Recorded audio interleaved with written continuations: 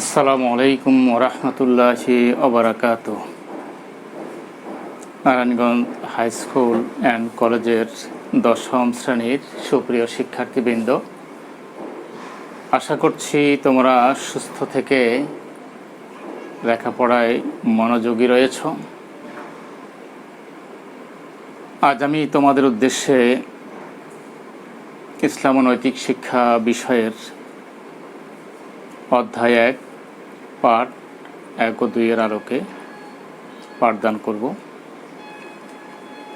আজকের বিষয়বস্তু হচ্ছে ইসলাম ও ঈমান। এই দুইটি বিষয়কে সামনে রেখেই আলোচনা পেশ করব। মনোযোগ সহকারে বিষয়টি শুনবে এবং অনুধাবন করবার চেষ্টা করবে। প্রিয় শিক্ষার্থীবৃন্দ, শুরুতে আমরা ইসলাম নিয়ে কথা বলছি। ইসলাম শব্দের অর্থ হলো আত্মসমর্পণ করা, আনুগত্য করা। আর হাদিসের আলোকে ইসলাম হলো তুমি একথার সাক্ষ্য দেবে যে আল্লাহ ব্যতীত কোনো ইলাহ নেই আর মুহাম্মদ সাল্লাল্লাহু আলাইহি সাল্লাম আল্লাহর রাসূল। সালাত আদায় করবে, যাকাত প্রদান করবে, রমজানের রোজা পালন করবে এবং সামর্থ্য থাকলে বায়তুল্লাহর হজ সুসম্পন্ন করবে। বুখারী ও মুসলিম শরীফের হাদিসে এই বিষয়টি এসেছে। এ থেকে এর গুরুত্ব উপলব্ধি করা যায় যে ইসলাম কী জিনিস এবং এটি কেন মেনে চলতে হবে।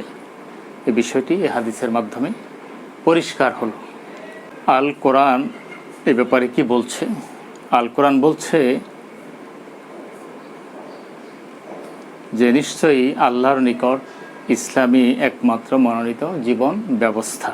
এটি সূরা আলে ইমরানের 19তম আয়াতের মধ্যে রয়েছে। আর আল্লাহর ভাষায় সরাসরি এইভাবে বলতে হয়, ইন্নাদ দীনা ইনদাল্লাহিল ইসলাম। প্রিয় শিক্ষার্থীবৃন্দ, মহান আল্লাহ তাআলা এই ইসলামকে আমাদের জন্যে পূর্ণাঙ্গ জীবন ব্যবস্থা হিসাবে প্রেরণ করেছেন।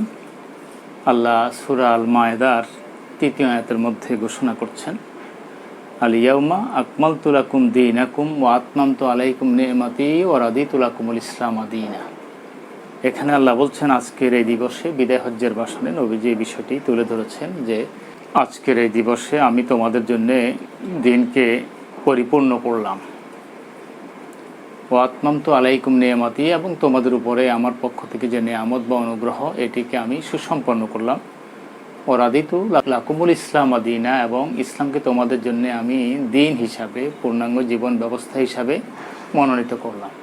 তো এখান থেকে ইসলাম যে একটি পূর্ণাঙ্গ জীবন ব্যবস্থা, এটি যে পরিপূর্ণভাবে নবীজির উপরে অবতারিত হয়েছে এবং সেটি আমাদের সকলের জন্যে প্রযোজ্য, এর আলোকে এর নির্দেশনা মোতাবেক আমাদের জীবনটাকে সুন্দর করে ঢেলে সাজাতে হবে, এটি আমরা এই নির্দেশনা থেকে উপলব্ধি করতে পারি।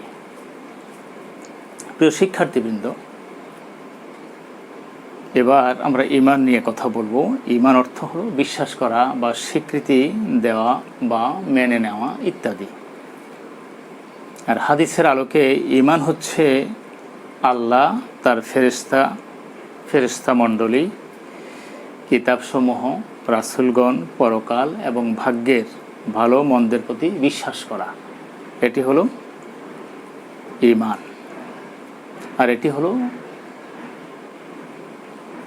গুরুত্বপূর্ণ একটি কিতাব, মুসলিম শরীফ নামক যে হাদিস গ্রন্থটি, সে গ্রন্থে এই বিষয়টি নবীজি যে বলেছেন সেই বিষয়টি এখানে তুলে ধরা হয়েছে। আমাদের এই বিষয়ে আমরা একটু ভালো করে যদি বুঝতে চাই, তাহলে ঈমান মুফাসসাল যেটি রয়েছে এর মধ্যে এই বিষয়টি বলা আছে। আমানতু বিল্লাহি ওয়া মালাইকাতিহি ওয়া কুতুবিহি ওয়া রুসুলিহি ওয়াল ইয়াউমিল আখির ওয়াল কদরি খাইরিহি ওয়া শাররিহি মিনাল্লাহি তাআলা ওয়াল বাসি বাদাল মাউত। আমি ঈমান এনেছি আল্লাহর উপর, তার ফেরেশতাদের উপর, তার কিতাবসমূহের উপর, তার রাসূলগণের উপরে এবং পরকালের উপরে এবং ভাগ্যের ভালো মন্দের উপর, অতঃপর মৃত্যুর পর পুনরুত্থানের উপর। ইসলামের ভিত্তি আমরা জানি 5টি এবং ঈমানের মৌলিক বিষয় 7টি। ইসলামের 5টি বিষয় সেটিতে হলো, এটা ভিত্তি, ফাউন্ডেশন। প্রথম হলো কালেমায়ে তাইয়্যিবা, এরপরে হলো নামাজ, যাকাত, রোজা, হজ। এগুলো হলো ফাউন্ডেশন বা এগুলি ভিত্তিমূল। এছাড়া ঈমানের যে মৌলিক বিষয়গুলো, এগুলি তো আমরা ঈমান মুফাসসালের মাধ্যমে তুলে ধরেছি, তোমরা বুঝতে পেরেছ। এই সংক্ষিপ্ত আলোচনার আলোকে আমরা 4টি প্রশ্ন নিয়ে আলোকপাত করব। ঈমান শব্দের অর্থ কী? ঈমান শব্দের অর্থ হলো বিশ্বাস করা, স্বীকৃতি দেওয়া বা মেনে নেওয়া। এটা ইতিপূর্বে বলেছি, আবারও বিষয়টি তোমাদের বলে দিচ্ছি যাতে করে তোমরা উপলব্ধি করতে পারো, অনুধাবন করতে পারো। প্রিয় শিক্ষার্থীবৃন্দ, জ্ঞানমূলক এই প্রশ্নের পরে অনুধাবনমূলক যে প্রশ্নটি, সেটা হলো ইসলামই একমাত্র দিন, যেটা আমি ইতিপূর্বে বলেছি, ইন্নাদ-দীন ইনদাল্লাহিল ইসলাম। ইসলামই একমাত্র দিন বা জীবন ব্যবস্থা। এরপর এই দ্বিতীয় প্রশ্নটিতে বলা হয়েছে ব্যাখ্যা করো, ইসলামই একমাত্র দিন, ব্যাখ্যা করো। তাহলে কীভাবে ব্যাখ্যা করবে যে ইসলাম মহান আল্লাহর পক্ষ থেকে প্রেরিত একটি পূর্ণাঙ্গ জীবন ব্যবস্থা। আল্লাহ বলেছেন আলে ইমরান নামক এই সূরাটির 19তম আয়াতে যে এটি একমাত্র জীবন ব্যবস্থা বা জীবন বিধান, যেটা আমরা সহজে বুঝি ধর্ম বললে। যদিও ধর্ম বললে ইসলাম বা দিন এই শব্দটির পুরোপুরি অনুবাদ হয় না, সার্থক অনুবাদ হয় না। এই জন্য আমরা বলি ইসলামটা হলো জীবন ব্যবস্থা বা জীবন বিধান। তো এটা মহান আল্লাহর পক্ষ থেকে এসেছে, তার অনুমোদিত, তার পক্ষ থেকে প্রেরিত। এবং অন্য আয়াতে বলছেন ওমাই ইয়াবতাগি গায়রাল ইসলামে দীনা, ইসলাম ছাড়া অন্য কিছুকে কেউ যদি দিন বা জীবন বিধান বা জীবন ব্যবস্থা হিসাবে মেনে নেয়, ফালাই ইউকবালা মিনহু, এটি তার পক্ষ থেকে গ্রহণ করা হবে না। অর্থাৎ একমাত্র গ্রহণযোগ্য, একমাত্র পছন্দনীয় এবং মনোনীত জীবন বিধান বা জীবন ব্যবস্থা, সেটি হলো ইসলাম। প্রিয় শিক্ষার্থীবৃন্দ, এইভাবে করে তুমি বিষয়টি সম্পর্কে ব্যাখ্যা দেবে, তাহলে ইসলামই একমাত্র দিন এ কথাটি প্রমাণিত হবে এবং তুমি প্রমাণ করতে সক্ষম হবে। তৃতীয় যে প্রশ্নটি, সেটি হলো অনুধাবনমূলক। আমরা কিভাবে ইসলামকে পূর্ণাঙ্গভাবে মেনে চলব? ইসলামের পূর্ণাঙ্গ বিষয়টি আমরা পাব মহাগ্রন্থ আল কোরআন এবং রাসূল সাল্লাল্লাহু আলাইহি ওয়াসাল্লামের সুন্নাতে। কোরআন এবং সুন্না বা কোরআন এবং হাদিস, এই দুটি জিনিসের মধ্যে ইসলামের সব বিষয় সম্পর্কে পূর্ণাঙ্গভাবে, পরিপূর্ণভাবে, যথাযথভাবে, যথার্থভাবে ধারণা দেয়া হয়েছে। তাই আমাদেরকে কোরআন পড়তে হবে, কোরআন অধ্যয়ন করতে হবে, অনুশীলন করতে হবে, হাদিস পড়তে হবে, হাদিসকে অধ্যয়ন করতে হবে, অনুশীলন করতে হবে। কারণ নবী বলেছেন তারাকতু ফীকুম আমরাইন, তোমাদের মাঝে দুটি জিনিস রেখে যাচ্ছি, লান তাদিল্লু, তোমরা কখনো সঠিক পথ থেকে বিচ্যুত হবে না, মা তামাসসাকতুম বিহিমা, যতক্ষণ পর্যন্ত কোরআন এবং হাদিস দুটি জিনিসকে শক্তভাবে আঁকড়ে ধরবে। তাহলে কোরআন হাদিসে দুটি জিনিস যদি ভালোভাবে আমরা পড়ি এগুলো যদি আমরা অধ্যয়ন করি, অনুশীলন করি, যদি এই ব্যাপারে ভালোভাবে জ্ঞান অর্জন করতে পারি, তাহলেই এই সম্পর্কে আমরা পূর্ণাঙ্গ ধারণা লাভ করতে পারবো। আর এই ধারণা নেওয়ার পরে আমাদের যেটা দায়িত্ব হবে সেটা হলো আমাদের জীবনের বিভিন্ন দিক ও বিভাগের সাথে যে সকল নির্দেশনা রয়েছে সেগুলিকে যথাযথভাবে সুসম্পন্ন করা বা প্রতিপালন করা। তাহলে দেখা যাবে যে আর কোনো রকম ত্রুটি থাকবে না। একেবারে সুন্দরভাবে যথাযথভাবে আমরা ইসলামকে আমাদের জীবনের প্রতিটি পর্যায়ে মেনে চলতে সক্ষম হব। প্রিয় শিক্ষার্থীবৃন্দ, এই পর্যায়ে আমরা চতুর্থ প্রশ্নটি, যেটা উচ্চতর চিন্তন দক্ষতামূলক প্রশ্ন, সে ব্যাপারে আমরা আলোকপাত করব। আর সেটি হলো ঈমানের মৌলিক বিষয়গুলো বিশ্লেষণ করো। ইতিপূর্বে আমরা তোমাদের উদ্দেশ্যে বিষয়টি বলেছি এবং তুলে ধরেছি। সেটা হলো এই যে প্রথম যে বিষয়টি ঈমানের, সেটি হলো আল্লাহর প্রতি বিশ্বাস, যেটাকে আমরা বলেছি আমানতু বিল্লাহ। আমরা বিশ্বাস এনেছি, আস্থা স্থাপন করেছি আল্লাহর উপর, যে তিনি এক, তিনি একক, তিনি অদ্বিতীয়, তিনি অতুলনীয়, তার সমকক্ষ, তার সমতুল্য, সমপর্যায়ের কেউ নেই। এরপরে অমালাইকাতে, তার ফেরেশতাদের উপরে বিশ্বাস করতে হবে, যে আল্লাহ তার অসংখ্য অগণিত ফেরেশতা তিনি সৃষ্টি করেছেন, তাদেরকে মহাবিশ্বে বিভিন্ন রকমের দায়িত্ব প্রদান করে প্রেরণ করেছেন, তাদের দায়িত্ব যথাযথভাবে পালন করছে। এর মধ্যে 4 জন ফেরেশতা রয়েছেন যারা প্রধান: জিব্রাইল আলাইহিস সালাম, মিকাইল আলাইহিস সালাম, আজরাইল আলাইহিস সালাম, ইসরাফিল আলাইহিস সালাম। এছাড়া 2 কাঁধে ফেরেশতা আছে। এরপরে কবরে প্রশ্ন উত্তর হবে, কেরামান কাতিবিন, তারা 2 কাঁধে আছেন। আর কবরে যারা প্রশ্নোত্তর করবেন মুনকার নাকির। এইভাবে বিভিন্নভাবে বিভিন্ন পর্যায়ে মহান আল্লাহ ফেরেশতাদেরকে দায়িত্ব বন্টন করে দিয়েছেন, তাদের প্রতি বিশ্বাস থাকতে হবে। অকুতুবিহি, এবং মহান আল্লাহর পক্ষ থেকে 104টি কিতাব, 4টি কিতাব এসেছে।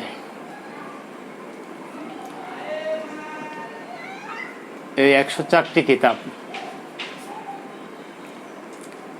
কিতাবের উপরে ঈমান আনতে হবে।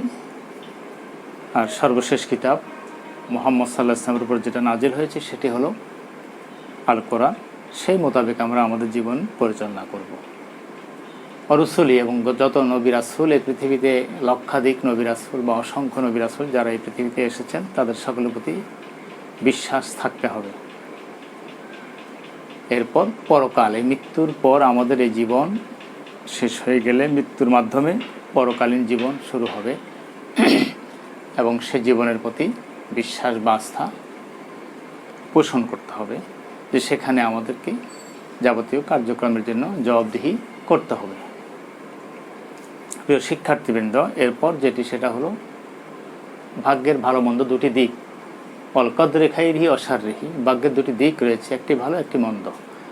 ভালোটির প্রতি যেমন বিশ্বাস রাখতে হবে, মন্দটির প্রতিও বিশ্বাস রাখতে হবে। আর মন্দটি পরিহার করে চলবার জন্য চেষ্টা করতে হবে, আল্লাহর কাছে সাহায্য চাইতে হবে, যেন আমরা মন্দ থেকে বিরত থাকতে পারি। আর ভাগ্যের ভালো বিষয়গুলো যেন আমরা পাই, সেজন্য মহান আল্লাহর কাছে ধারণা দিতে হবে, প্রার্থনা করতে হবে, মহান আল্লাহর সমীপে আবেদন নিবেদন তুলে ধরতে হবে আন্তরিকতার সাথে, ঐকান্তিকতার সাথে। তাহলে আশা করা যায় যে অনেক বিপদ আপদ, বালা মুসিবত এবং মন্দ দিক থেকে আমরা বিরত থাকতে পারবো, বেঁচে থাকতে পারবো মহান আল্লাহর অশেষ কৃপার ফলশ্রুতিতে। সপ্তম যেটি, সেটি হলো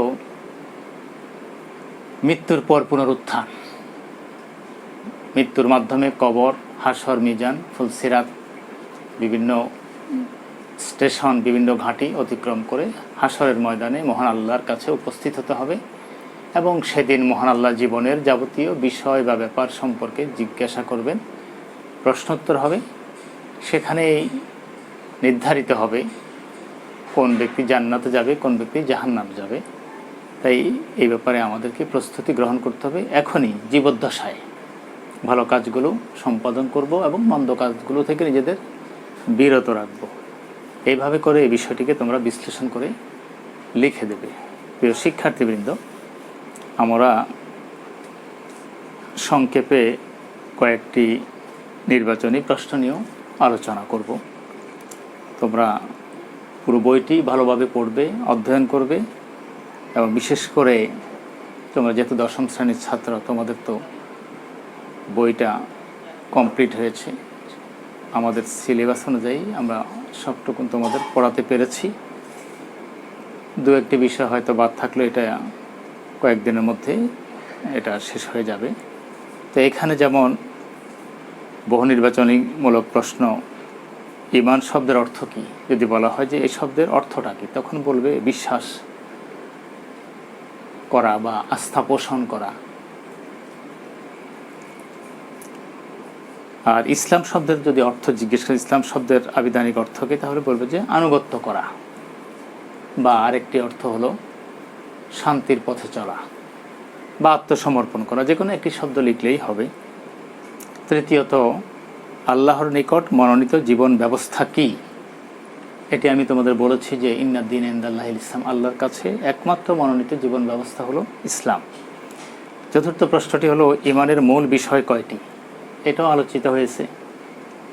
ঈমানের মূল বিষয় 7টি, যেটা ঈমান মুফাসসালের মধ্যে রয়েছে, তোমরা জেনেছ। পঞ্চম, কারা নূরের তৈরি। আমরা জানি যে মহান আল্লাহ ফেরেশতাদেরকে নূর দিয়ে তৈরি করেছেন। ফেরেশতারা নূরের তৈরি, যেমন জিনেরা আগুনের তৈরি, আমরা মানব জাতি আমরা মাটির তৈরি, ঠিক তেমনিভাবে ফেরেশতাদেরকে মহান আল্লাহ নূর দিয়ে তৈরি করেছেন, তারা নূরের তৈরি। ষষ্ঠ, সর্বমোট আসমানি কিতাব কয়টি, এর উত্তর হলো সর্বমোট আসমানি কিতাব হলো 104টি। অপশন থাকবে 4টি, যেটি সঠিক সে সঠিকটি আমি বলে দিচ্ছি, তোমরা এই সঠিক উত্তরটি লিখবে। প্রিয় শিক্ষার্থীবৃন্দ, সপ্তম যে প্রশ্নটি, ঈমানের বহিঃপ্রকাশ কোনটি। ঈমানের বহিঃপ্রকাশ হলো ইসলাম। যার মধ্যে ঈমান আছে তার মধ্যে ইসলামও পরিলক্ষিত হতে হবে। অর্থাৎ ঈমান তো বিশ্বাসের বিষয় অন্তরের মধ্যে, আর ইসলামটা হলো এটা বহিঃপ্রকাশ। অর্থাৎ যিনি মুমিন, যিনি বিশ্বাসী, যার ঈমান আছে, তিনি নামাজ পড়বেন, তিনি রোজা করবেন, তিনি হজ করবেন, তিনি জাকাত দেবেন, তিনি সত্য কথা বলবেন, তিনি মিথ্যা পরিহার করবেন, তিনি বড়কে সম্মান করবেন, ছোটকে স্নেহ করবেন, তিনি হালাল উপার্জন করবেন, হারাম বর্জন করবেন, ইত্যাদি বিষয়গুলো, এগুলো সবাই দেখবে। এটা দৃশ্যমান। আর ঈমানের বিষয়টি অদৃশ্য, এটা অন্তরে পোষণ করা হয়। এরপরেও বিশেষজ্ঞরা বলেছেন পুরোপুরি ঈমান ওই ব্যক্তির মধ্যে রয়েছে যে ব্যক্তি অন্তরে বিশ্বাস করে, মুখে স্বীকার করে এবং বাস্তব জীবনে সেই কাজগুলি সুসম্পন্ন করে, তাহলে সে প্রকৃত মুমিন হতে পারে। সুতরাং ঈমান এবং ইসলাম এই দুটি পরিপূরক, একটিকে ছাড়া অন্যটিকে কল্পনা করা যায় না। বলা যেতে পারে যেমন বৃক্ষটি, গাছটি, এই গাছের যে শিকড়, এটি হলো ঈমান, আর এই শাখা প্রশাখা পত্র পল্লব ফুল ফল এগুলো হলো ইসলাম। গাছের শিকড় আছে, কাণ্ড নেই, পত্র পল্লব নেই, এটা যেমন বিশ্বাসযোগ্য না, ঠিক আবার পত্র পল্লব শাখা প্রশাখা এগুলো টিকে থাকতে পারবে না যদি না তার শিকড় থাকে। সুতরাং ঈমান ইসলাম দুটি জিনিস গুরুত্বপূর্ণ। এই দুইটি বিষয়ই আমাদের সতর্ক দৃষ্টি নিবদ্ধ করতে হবে এবং কোরআন হাদিস মোতাবেক যে নির্দেশনা রয়েছে সেই অনুপাতেই এই বিষয়গুলো আমাদের মেনে চলতে হবে। এরপর প্রকৃত মুমিন হওয়ার জন্যে কয়টি বিষয় জরুরি। প্রকৃত মুমিন হওয়ার জন্যে 3টি বিষয় জরুরি, যেটা আমি বললাম যে অন্তরে বিশ্বাস, মুখে স্বীকার এবং কাজে বাস্তবায়ন বা কাজের রূপায়ণ। নবম, আমরা তাকদীরে বিশ্বাস করব কেন।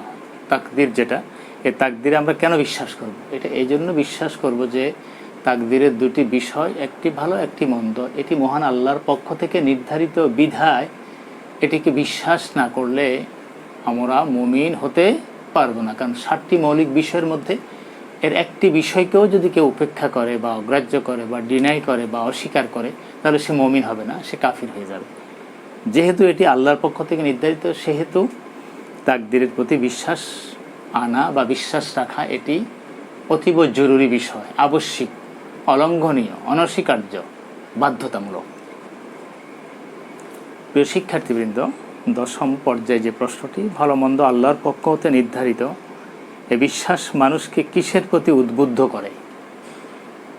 ভালো আল্লাহর পক্ষ থেকে হয়, এখানে যেমন বিশ্বাস রাখবো, মন্দ আল্লাহর পক্ষ থেকে হয়, এটি তো আমরা বিশ্বাস রাখবো। তাহলে এই ভালো মন্দের প্রতি যে বিশ্বাস, এটা যে আল্লাহর পক্ষ থেকে নির্ধারিত, এই জাতীয় বিশ্বাস আমাদেরকে কোন দিকে উদ্বুদ্ধ করে, অনুপ্রাণিত করে? সেটা হলো এই যে সর্ব অবস্থায় আমরা ধৈর্য ধারণ করব। অর্থাৎ সর্বাবস্থায় ধৈর্য ধারণের প্রতি ভালো মন্দ আল্লাহর পক্ষ থেকে নির্ধারিত যে বিষয়টি রয়েছে, এটি আমাদেরকে উদ্বুদ্ধ করে, অনুপ্রাণিত করে যে ভালো কাজটি হলে যেমন আলহামদুলিল্লাহ বলে মহান আল্লাহর কৃতজ্ঞতা পাশে আবদ্ধ হব, সাথে সাথে মন্দ কোনো কাজ এলে এই ক্ষতিকর দিক থেকে বাঁচবার জন্য মহান আল্লাহর কাছে আমরা প্রার্থনা করব, সাথে সাথে ধৈর্যের সাথে এই বিপদ আপদ আমরা মোকাবেলা করব। অধৈর্য হলে চলবে না, কারণ আল্লাহ বলেছেন ইন্নাল্লাহ মা'আস সাবিরিন, অবশ্যই মহান আল্লাহ ধৈর্যশীলদের সাথে রয়েছেন। প্রিয় শিক্ষার্থীবৃন্দ, এই সংক্ষেপে স্বল্প পরিসরে আমি ইসলাম ও ঈমান এই বিষয়বস্তুর উপরে তোমাদেরকে কিছু নির্দেশনা প্রদান করলাম, পাঠদান করলাম।